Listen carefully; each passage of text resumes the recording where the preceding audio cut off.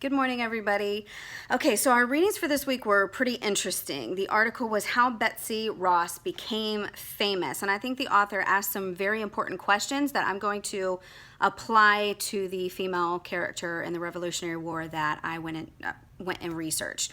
So the person that I researched, her name is Sybil Ludington, and she is known as the female Paul Revere. She was approximately 16 years old when she did her famous ride. Now, she did her ride about 2 years after Paul Revere did his. She was 16 years old, like I said, and it was not unusual for a 16-year-old to do what was considered an adult task. They're hazy on the details. They're not sure if she volunteered because she overheard the importance of this, or if her father sent her on this ride. Not 100% sure. I've read both. Now, she went on this ride anywhere between 20 and 40 miles through the country, the back country of New York. And she was gathering together all the militia. She did this during the nighttime. By the time she got back to her father's farm, there were hundreds of militia gathered to fight.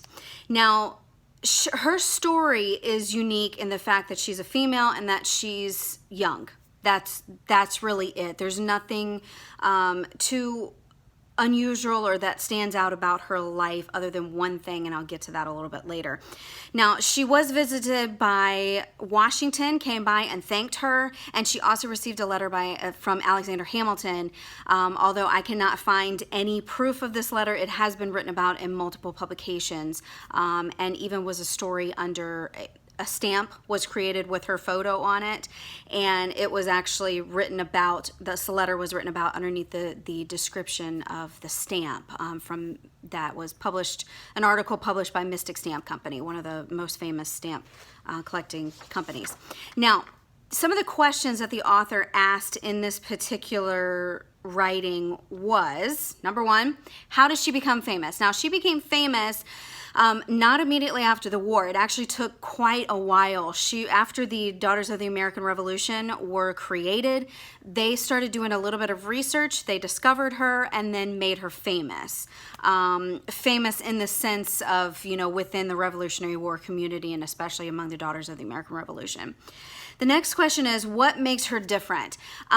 Struggled a little bit with this one because honestly, nothing. She was a 16-year-old girl. That's really the uniqueness of who she was. She did what would be considered a man's job, and she was a girl. Next thing, does her story deserve to continue into the next? And yes and no. I don't think that it needs to be continued into the next in the form of a massive book or a volume or this huge discussion about who she was, but I do think that it needs to be addressed, because by addressing things that seem so normal, so passé, you connect people from our time to the past. And if little girls, if little boys cannot see the value of themselves in the past, then they will have no desire in preserving it. So I do think that it's important to continue her story for that reason.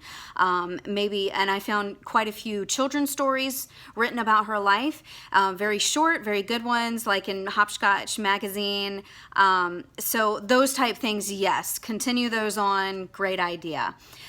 Next question, how important is it to have a famous female Revolutionary War hero?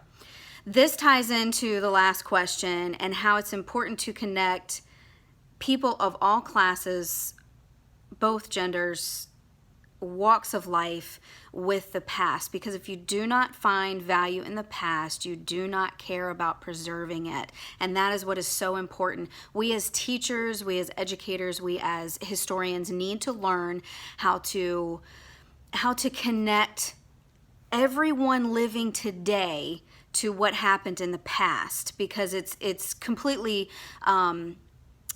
we just have to have it in order to progress, in order to understand, in order to not repeat the past. Now, next question says, does the actual person hold importance? Yes, and this is where something that's really interesting that I connected with, because I have my own business, and she actually was able to get a license to run an inn, and she was the first female to do this. Her husband had died. She had petitioned the government to get a pension for Revolutionary War heroes, for Revolutionary War soldiers, and was unable to do so.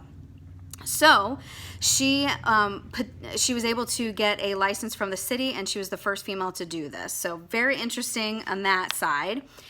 Now, the last question is, why do we like legends? Why do we like these type stories? Because they're cool.